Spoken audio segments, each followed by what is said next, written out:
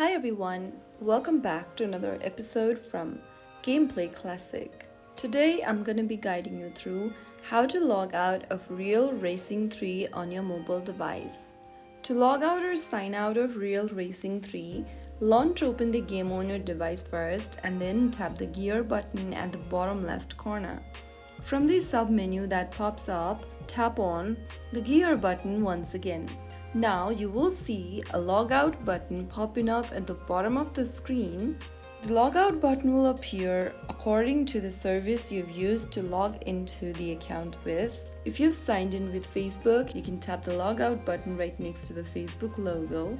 After tapping the logout button, whichever option that you've chosen, simply tap on the continue button and that way you have been logged out of your game. You can log in again whenever needed by using the sign-in process. Tap the login button right next to Facebook or Apple and then follow through the login prompts whenever needed. So that's how you can easily log out of your Real Racing 3 game.